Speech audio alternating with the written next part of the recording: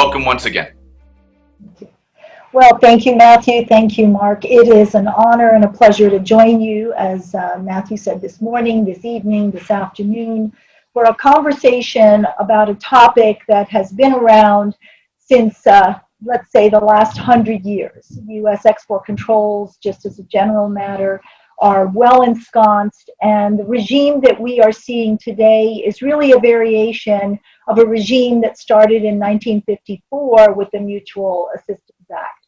And so what we're looking at is an opportunity to, and I apologize, I'm trying to move, technical issues. We're looking at an environment today that is changing the laws and regulations in a way that hasn't been anticipated.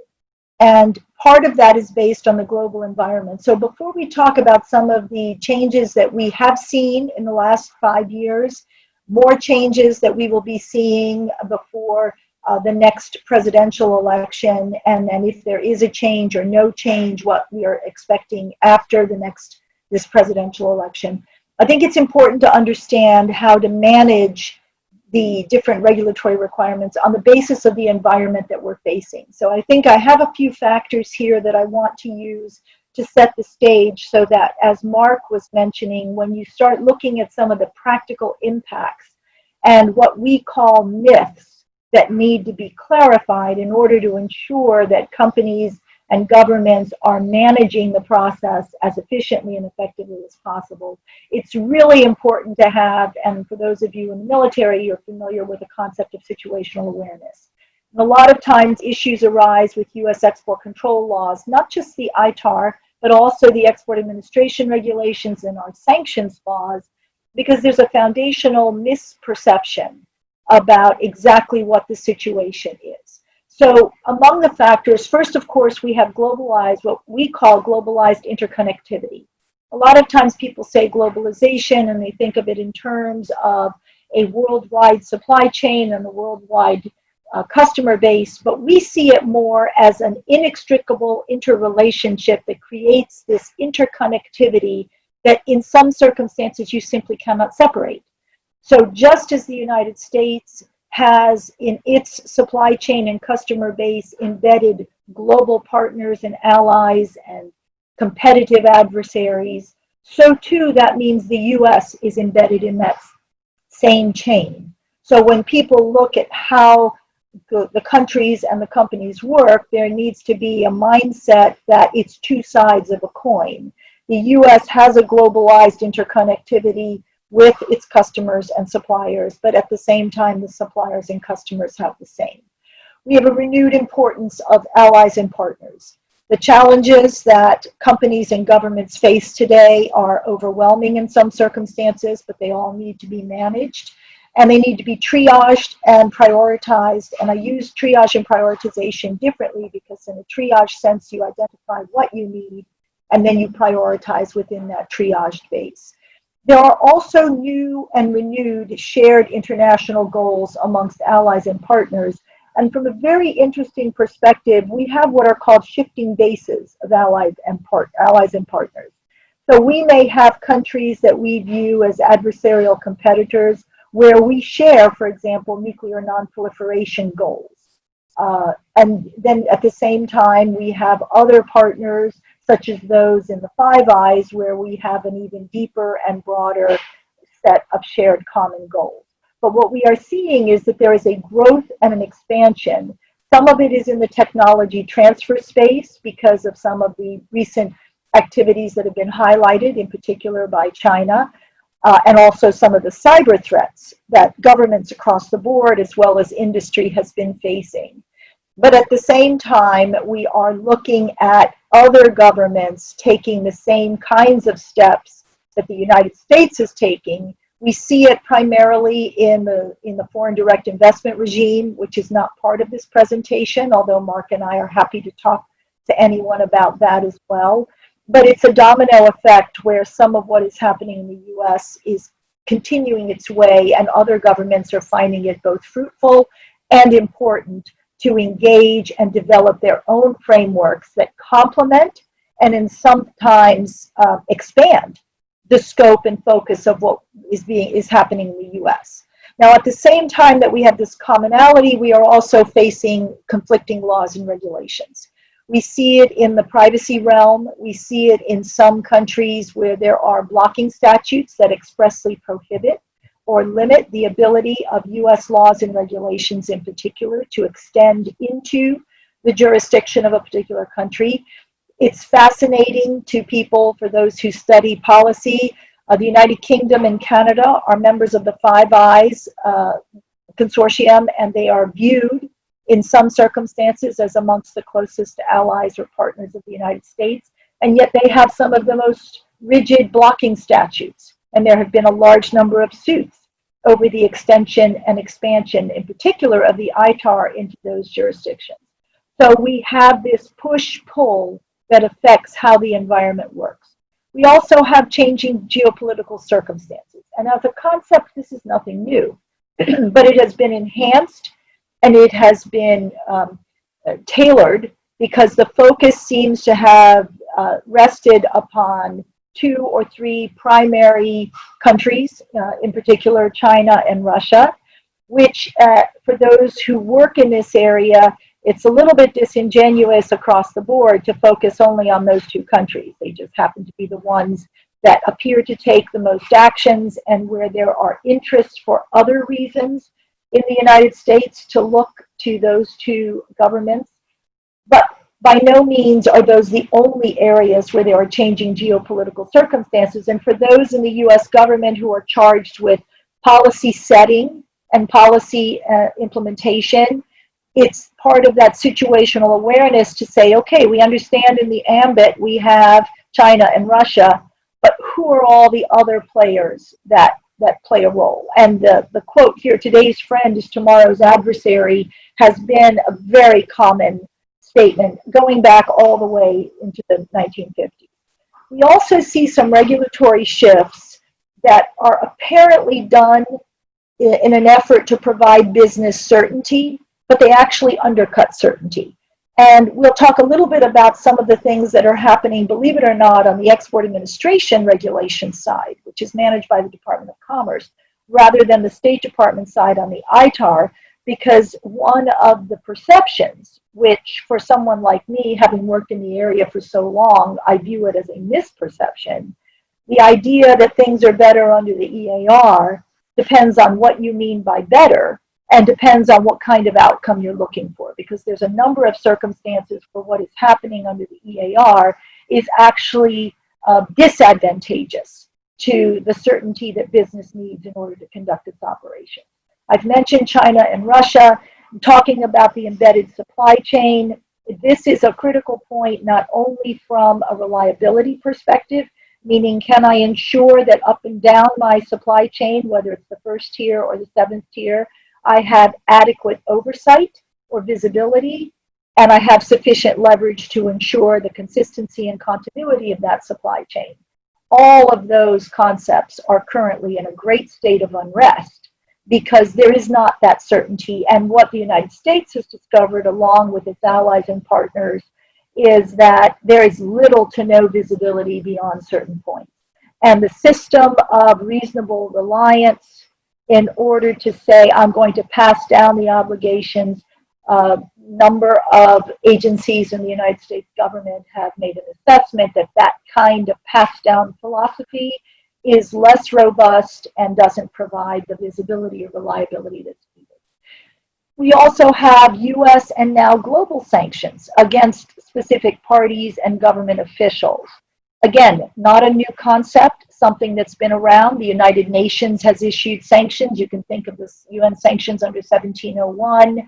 And so you have commonality in objective with sanctions.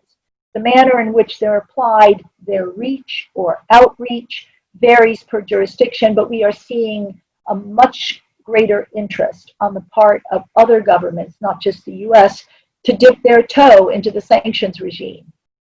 Lastly, the words national security are invoked in a number of circumstances. And on the one hand, it is conceptually understandable why it cannot be a preset, determined term. It needs to be elastic. It needs to have flexibility. At the same time, it can become a mantra for the taking of actions that are difficult to justify and even more complicated to comply with.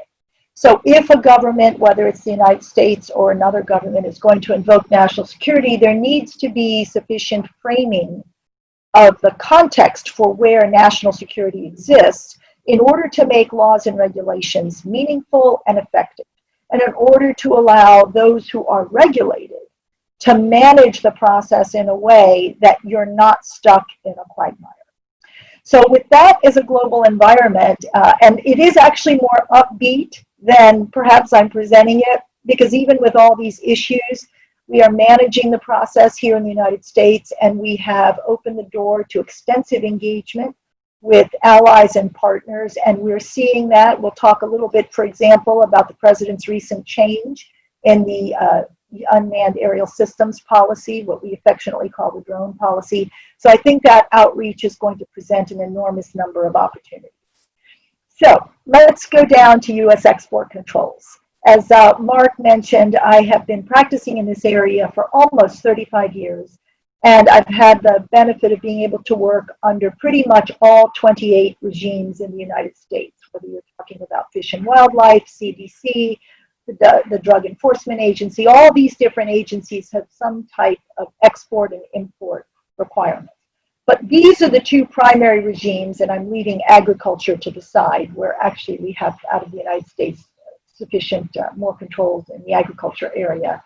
But these two regimes, the International Traffic in Arms Regulation and the Export Administration Regulations, pretty much govern the majority of exports that cover defense and aerospace, high-tech industry, the space industry, a lot of the development in the emerging and cutting-edge technologies, whether you're talking about artificial intelligence, robotics, adaptive manufacturing, all of these areas touch upon these two regimes.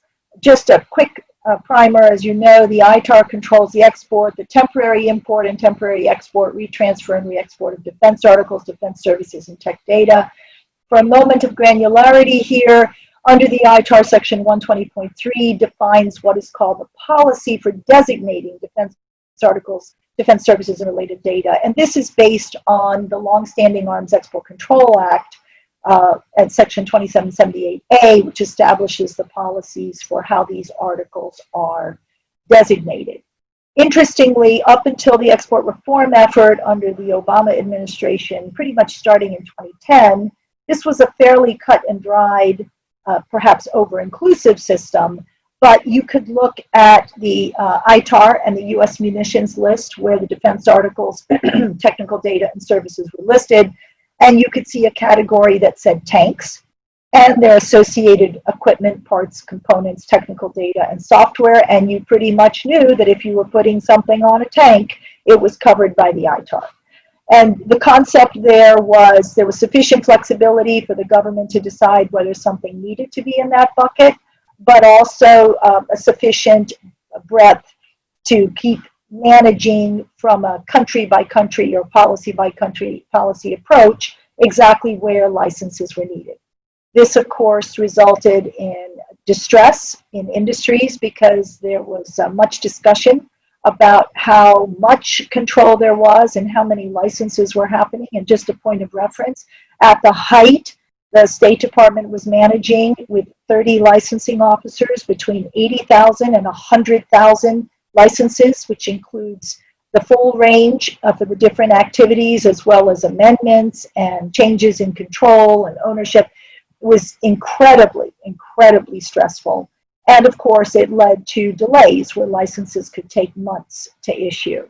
And so the export reform effort came in, and with that effort, we found hundreds of thousands of products, primarily in the parts and components arena, shifting over to the export administration regulations in anticipation of seeing that regime as what people used to call more flexible, thereby leaving the Itar with what was affectionately known as the higher fences around the smaller yard or the protection of crown jewels.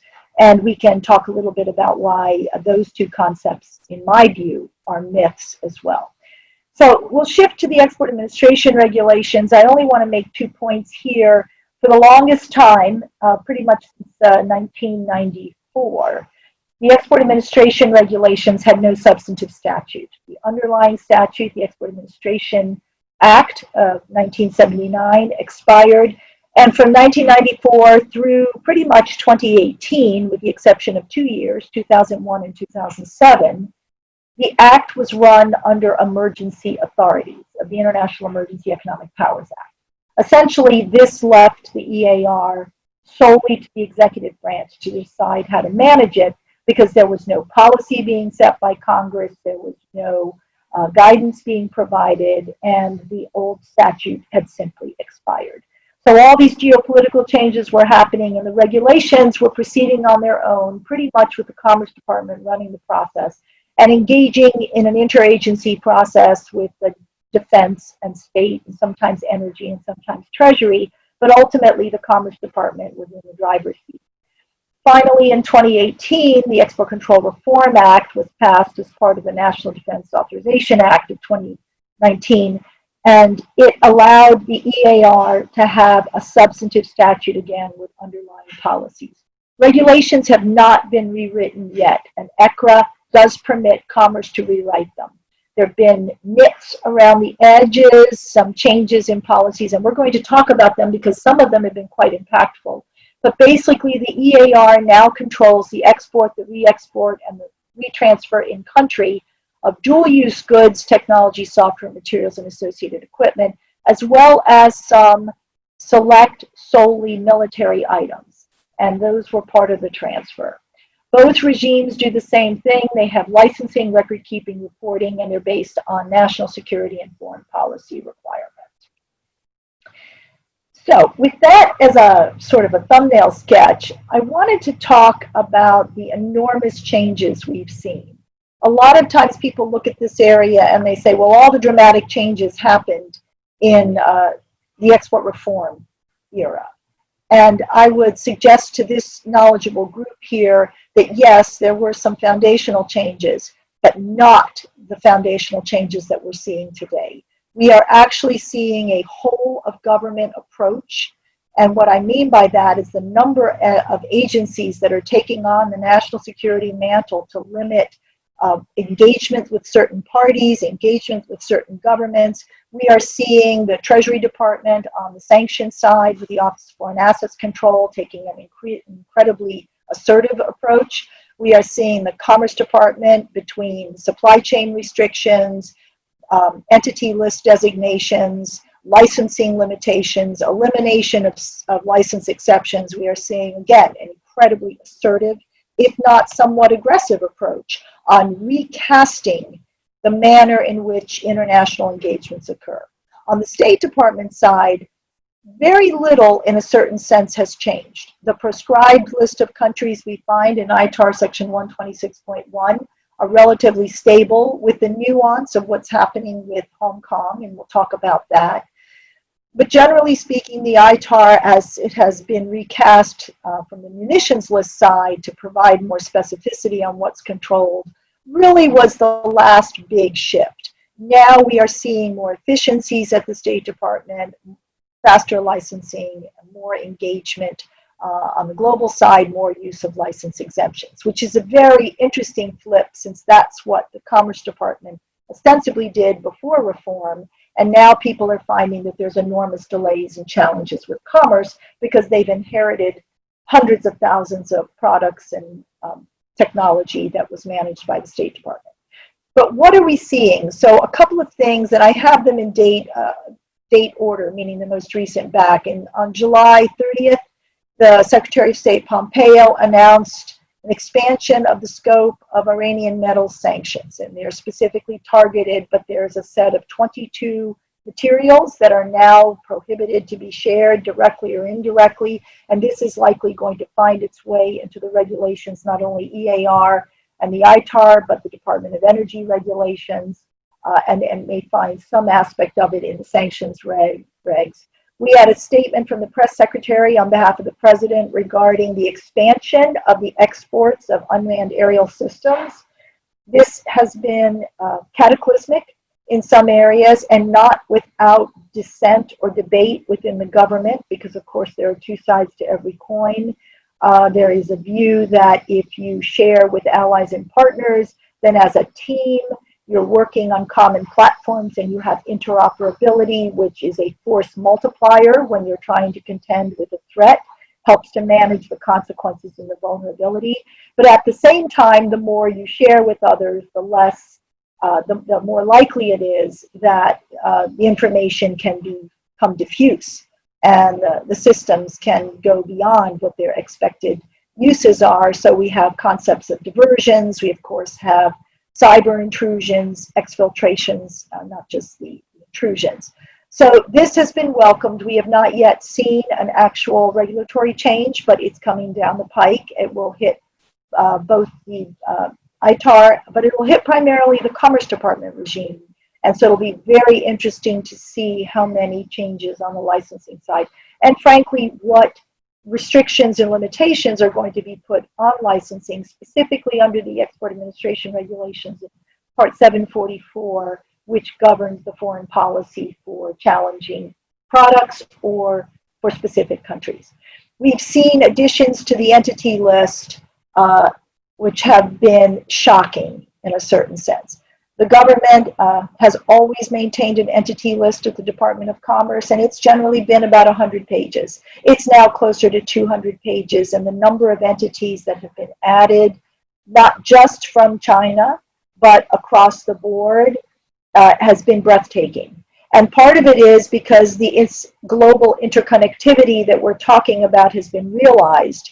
And so the government is looking at this and saying, if I name party X, but party X does business with party Y, I don't name party Y, I'm just affecting party X, and it doesn't mean that there can't be a circumvention or a diversion. And so the government is finally taking this whole of government analytical approach and bringing in the intelligence it knows about networks, not just about individual players. And so what we've seen is additions to the entity list. And again, this is the Department of Commerce, not the Department of State. We've seen Executive Order 13936, which is the Hong Kong normalization. This has also been extraordinarily impactful, and it's likely to be an impact that is going to be felt for a number of years. And interestingly, it is also shared by allies. We've had actions taken now by Canada, by the United Kingdom. The European Union has statements that it's issued. Germany has issued some statements. So we're starting to see a multilateral reaction to the situation in China and Hong Kong. And I'll talk a little bit about that. We've seen the Department of Defense notification to Congress of Chinese military companies. There was a 1997 law, National Defense Authorization Act, that required notification of certain parties to the Congress when a Chinese party was considered to be a Chinese military company.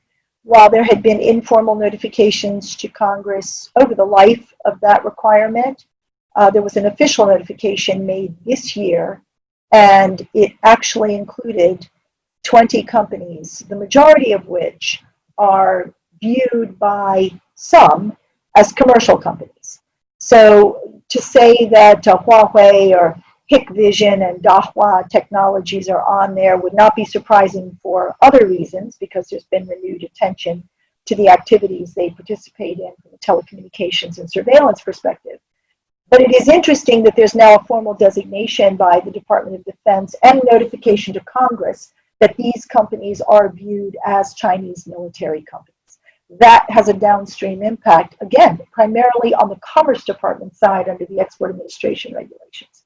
Now, the President's announcement of the U.S. strategic approach to the People's Republic of China, incredibly informative document in that it lays out how the government is viewing China, and there are distinctions drawn between the Chinese people, the Chinese government, and the Chinese Communist Party. And it helps to provide a window into how this globalized environment is going to impact licensing decisions and future regulations by noting how those distinctions are established. We then have the US FBI Intelligence Bulletins. These are incredibly useful if you have an opportunity to join the list. I think there are some criteria for joining the list to receive these, but they've moved into the money system along with the Treasury Department tracking from a sanctions perspective, and the FBI is becoming more creative in identifying threat actors, and they're looking at the use of money laundering and money transfers through private investment funds and hedge funds, something that is creating enormous uncertainty and some angst in the private money world because they are not normally subject to the types of rigorous diligence that's required as part of money laundering or some of the sanctions regimes. And now they've been identified as being subject to threats and having vulnerabilities. And so the landscape is changing. And then, of course, we have the China initiative from the Department of Justice, which has led to increased enforcement. Literally, FBI Director Christopher Wray has said that there is a case opened against a Chinese entity or individual every 10 hours. It's an absolutely flabbergasting circumstance when you think about what that means from an enforcement perspective. Now, so that's the policy backdrop and the regulations now. What has the government been doing to implement some of these policies? And by the way, those are just the changes in the end of 2019 or mid-2019 through 2020. We haven't even covered all the other changes that occurred since this administration came into office and also at the tail end of the prior administration. But what are we seeing now? So we've seen a suspension of licenses and license exceptions to Hong Kong. This is brand new, and it's creating angst in the sense that Hong Kong is now being viewed by both the State Department and the Commerce Department in the same light from a licensing perspective as China. What that means on the Itar side, and this is incredibly crucial, is Hong Kong is now a prescribed destination under 126.1, which means that licenses for Hong Kong are subject to suspension without notice. They are subject to a policy of denial, meaning that if you submit a license, the presumption is that the license will be denied absent a national security or foreign policy reason to grant the license. We're expecting that there will be some revisions to the ITAR, both to add and clarify that Hong Kong is added to the prescribed list. And at the same time now, we've seen the Commerce Department suspend license exceptions to Hong Kong that it enjoyed separate from China's. Any exception that China qualifies for, now Hong Kong may qualify for as well. But anything that Hong Kong could have been subject to and China could not, those exceptions are now gone. And that is quite impactful. We've seen a request from the Commerce Department on information collection on advanced surveillance systems and other items of human rights concern. This is an indication that we're about to see in, let's say, the video world, the artificial intelligence, facial recognition. You should anticipate additional regulations here. And that's coupled with some of the privacy concerns we're seeing with the recent Schrems decision out of the European Court of Justice, where the U.S. Privacy Shield program is now being called into question. Although Secretary Ross has indicated clearly that the companies that are part of that program should remain compliant with the program in anticipation of appeals. But again, you're looking at more regulations on the Commerce Department side. We've also seen our federal acquisition regulations change. This is particularly important in a foreign military system, foreign military sales context, as well as a foreign military financing context, because the FAR and the Defense Federal Acquisition regulations can reach out into commercial activities. So you could be in a direct commercial sale that is appendant to an FMS or FMS situation, and you could find that some of these new requirements are going to apply in those commercial contexts. And so you're seeing prohibitions on contracting with certain entities in the telecommunications and video surveillance space. This is the infamous Section 889 of the NDAA, and we have separate programs that we provide on that topic.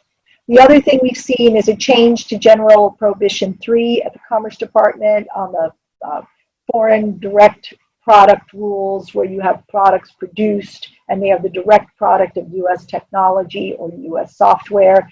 This is likely to create an enormous amount of uncertainty, since throughout the globe you have U.S. equipment, you have US software, you have US design work, you have US people. All these different areas are now going to lead to an expansion in this area of the impact of the export administration regulations. You're also seeing the change in military end use and military end users for the People's Republic of China, Russia, and Venezuela. This has been an expansion of the limitations that apply. So circumstances where license exceptions could be used for these destinations now, Section 744.21 of the EAR cabins in how these are handled, and what it does, it expands the definitions by interpretation of military end users and military end uses. And this now means that circumstances where there may not have been licensing requirements now have licensing requirements. We've had the total elimination of a license exception.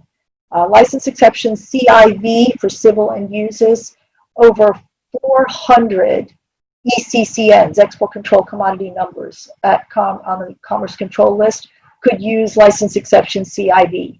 Now, unless there's another license exception, licenses will be required for that, the users of that particular license to a number of destinations. Again, foundational shift. And finally, we have on the table modifications of the re-export permissiveness, a license exception, which is to extend U.S. jurisdiction in this area and to allow that there is more licensing that's needed. Now, two myths, and I'm going to run through them quickly because I literally covered some of these topics with the policies and regulations. So in the last 20 years, I've heard my product is ITAR free. And when I was talking to Mark and Matthew, originally I said, let's just leave it at the fact that this is a myth. And then I thought, no, I think it's important to run through where the challenges are with a statement like this. So from the situational awareness perspective, the globalized interconnectivity that we talked about at the beginning means that all these factors that are listed on this slide are going to impact whether one can say that a product is ITAR free. And then understanding if it is ITAR free, what does that really mean? Does that mean you're divesting yourself of US regulations? Unlikely. Or does that mean that you're simply shifting the burden from one set of regulations to another? And we'll talk about the second myth in a moment. So under the ITAR, there is no concept of a de minimis, meaning if the US content, however it's described in the factors that are listed there, whether it's participation, IP, employees, the supply chain, there is no low threshold. So whether it's 2%, 0.1%, 60%, if you have an ITAR item, it could result in the reach of the ITAR's licensing requirements, in essence, a see-through rule.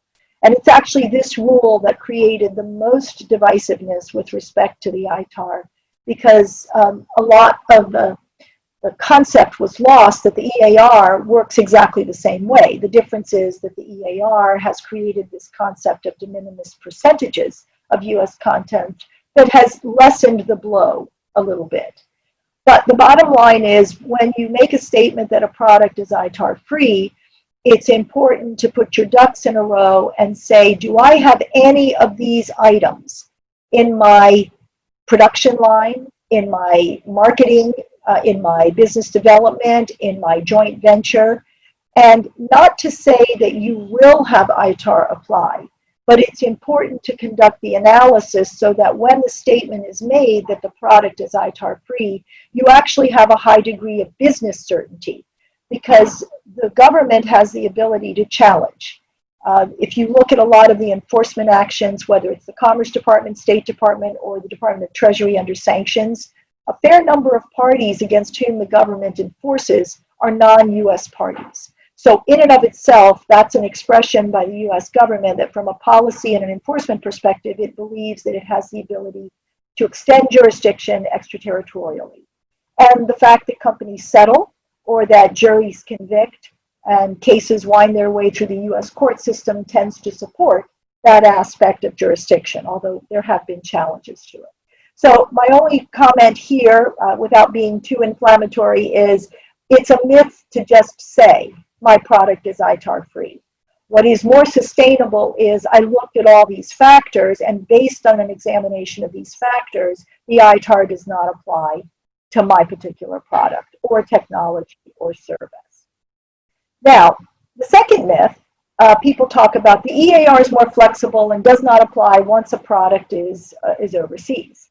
Unfortunately, that's a misunderstanding of how the EAR works. And there is an equal process before that kind of statement is sustainable.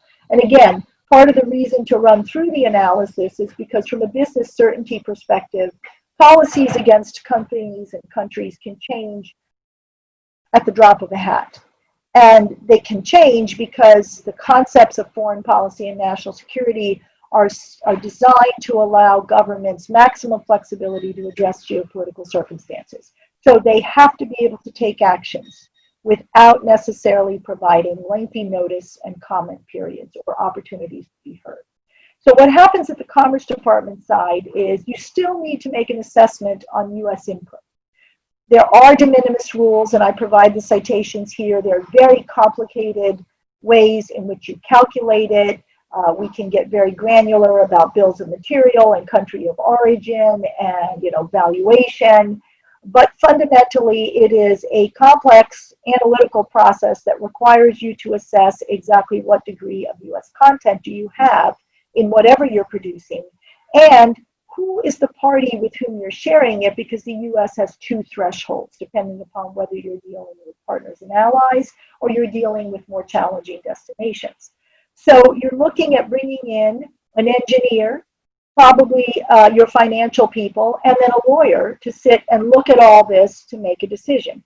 Now, whether that's more flexible or simpler, I think might be a point of argument. I personally, having worked through the de minimis process, find it incredibly arcane and challenging, but it is the system that we have, and what it does is it allows the US to extend jurisdiction in the same way that the ITAR extends jurisdiction. There's also concepts of items that are subject to the EAR when you have foreign-made commodities, and here you've got the concept of EAR 99, which is a basket category. And so in that case, you have products that are innocuous, and they're still subject to the regulations. We're seeing a lot of tightening up of the EAR in these particular areas that we've already discussed. And then I wanted to touch briefly and then turn it back over to Matt and to Mark. What do we see in the future, given this kind of backdrop? And I'm not a seer. I'm just sort of looking at these different factors, and having worked in the area for almost 35 years, I think that regardless of the election outcome, there is enormous bipartisan support for a number of actions. And we've seen it with the types of legislation that have passed, the lack of challenges to some of these regulatory changes. The administration has issued a number of policies which parties have immediately challenged in court. It's interesting to us that not a single one of the policies that we've discussed or regulations that we've discussed have been the subject of a court challenge by any party. And I think that that speaks volume to what happens if we have a change in administration with the new election. We're going to see more legislation. The China property protections and academic legislation like what I've noted here that's focused on technology supremacy and the ability to maintain a technological edge. We're also going to see additional sanctions against Russia and Iran, further designations of parties added to the entity list. And in November, we're expecting a regulatory change to the manner in which the de minimis rule under the EAR is going to be calculated. And the final point, I think, is additional exercise by the President of emergency authorities under the Defense Production Act. We're seeing more designations of critical and strategic items and more issuances of rated orders that are going to require reallocation of distribution and supply. And so with that, I thank you so much for listening and for your time, and let me turn it back to Matthew and to Mark. Giovanna, wonderful presentation, a lot of new information. We have received a number of questions, and we still have about 10 minutes for those questions. One of the first questions comes in, and it really asks about the juxtaposition of how can the U.S. and U.S. companies remain competitive as ITAR becomes potentially more restrictive for exporting overseas, and at the same time, the administration is making changes in things like drone policy to benefit interoperability, force projection, and other things. How do we reconcile those two things? Excellent question. So let me respond to it this way. I think the biggest way to manage the process is to provide the government visibility into what the industry's expectations are. And what I mean by that is part of the challenges where you see restrictions in the ITAR or the EAR is because the government is feeling, in some circumstances, insecure with the level of knowledge it has in an area. So in order to anticipate negative outcomes or consequences and vulnerabilities that cannot be addressed because of the lack of knowledge, they take an action that is a little bit more protective than otherwise would be necessary. But a lot of times that's due to the lack of engagement between industry and the government agencies. So I would strongly recommend open dialogue with the agencies involved, not just the Department of State, but also the Department of Defense, which provides the national security backdrop. And Matthew, if I could just offer one observation. I have been on the Defense Trade Advisory Group with a wonderful colleagues for all these years. But it is a bit fatiguing, I can see, for the government that every time an advisory committee provides a recommendation, it is constantly about what is not right with the regulations. I think if industry were to take some time and focus on what is correct with the regulations so that the government can expand in those areas, that could limit some of the uncertainty that's expected.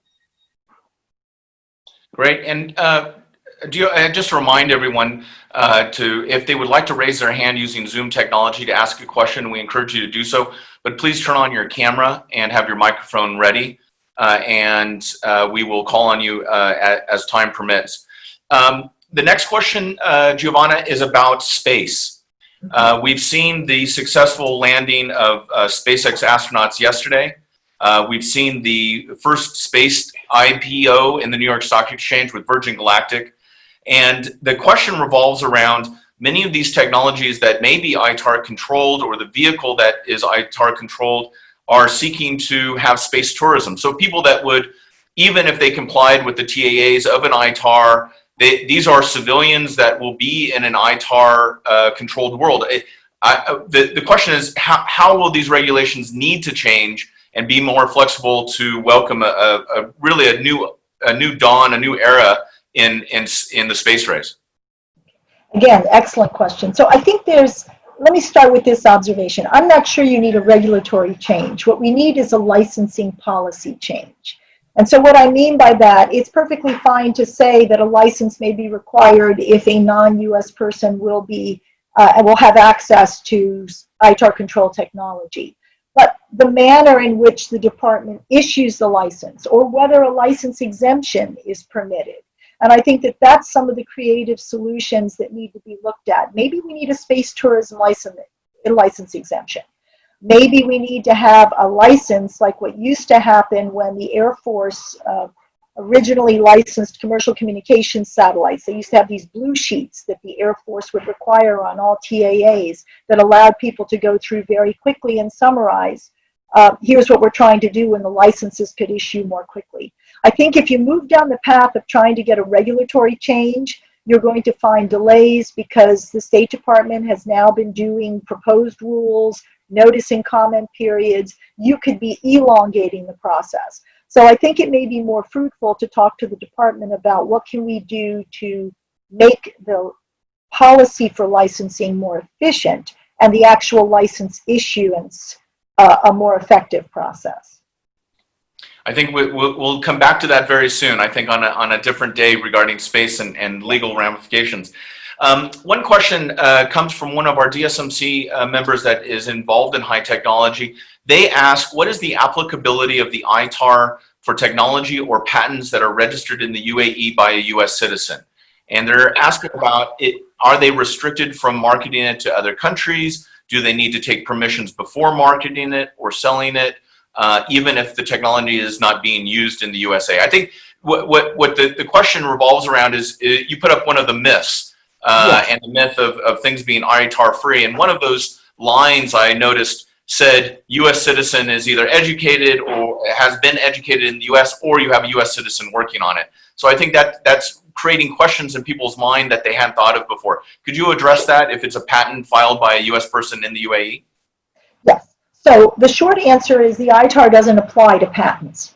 So under the public domain definition in 120.11 of the ITAR, a patent is considered to be public domain and it is not subject to the ITAR. And this was a welcome change. About 6 years ago, the ITAR was revised. If you remember, 124.1 used to require that you could do a defense service, and 125 did as well, a defense service even with public domain information. That went away. So if a U.S. citizen or U.S. permanent resident publishes a patent in the UAE and wants to market that patent or license it, there is no ITAR restriction on that. There's no EAR restriction on that because that is also public domain or publicly available. And let me just add a little bit of a complexity then. Sure. Let's say that the ITAR-free myth now, using this as the baseline question, includes several foreign components, and some of them may be controlled, but the manufacturer is not sure. How does the UAE manufacturer, who has a very large supply chain and is now re-exporting from the UAE, how can they certify and get the authorization for export? So there's two things, and this is all about reliability of your suppliers. We generally recommend to companies that anytime you provide someone a purchase order, you need to include a provision that requires them to give you the classification of whatever you're buying. And this isn't just for the US, because it's equally important, for example, if you're procuring parts from Canada, they have an export regime, or the UK or Japan or China, they have an export regime. So you need to obtain the classification for export purposes as well as the import purposes classification, what harmonized tariff system code they use. And if it's coming out of the US, you need to ask for the Schedule B numbers, which are issued by census, because those pieces of information are going to allow you to do your de minimis calculation if you have EAR, but also to understand whether you have a link from the State Department that would implicate the ITAR. So I would embed a request from your supplier to give you the classifications that apply. Giovanna, we have run out of time. Oh, I'm sorry. There are no other questions. I have to say thank you to Giovanna and Mark from Morgan Lewis. It's been a really fantastic presentation. You've been kind enough to also make your presentation available afterwards. We will make sure that the DSMC members and partners receive the presentation, receive a recording of this event today, and also encourage all DSMC members, as we like, to have direct access to you, Giovanna in DC office, and Mark certainly in our backyard here in the UAE, to reach out directly if you have more questions. I think we've highlighted that ITAR is evolving and changing and will continue to do so, and guidance, specifically guidance from experienced hands such as yourselves, would be welcome. And so I would encourage those that have the questions to please reach out to Giovanna and Mark directly, and to take them up on their offer. With that, let me give you the last word, Mark and Giovanna. I just want to say thank you to everyone, and let me just turn it over to Mark. Mark, I think you are on mute. There you go. Thank you. Hi, Matthew. Thank you, everybody. Just to thank you to Giovanna. I think if anything, it shows the great importance of understanding the complexities around ITAR and export control. We in the UAE continue to focus so heavily upon our indigenous, export issues and the regulatory environment that we have here. It can be easy to lose sight of what's happening globally and the effect that relevant U.S. legislation is having on all of us. So, we are more than happy to assist. If anybody has any questions, feel free to reach out to me. Many of you already have my details, or Matthew can provide them, but Giovanna and I would be delighted to give you any guidance and to answer any additional questions you have. And thank you again to Matthew and the DSMC for hosting us today. And thank you to all of you for participating. Thank you very much, Mark, and we will get those details out. Again, my thanks to Morgan Lewis, to the DSMC members and partners who are attending and continuing to keep Defense Services Marketing Council member-driven. During these times, as always, stay safe, stay well, and stay strong. We look forward to seeing you all again very soon. Thank you very much.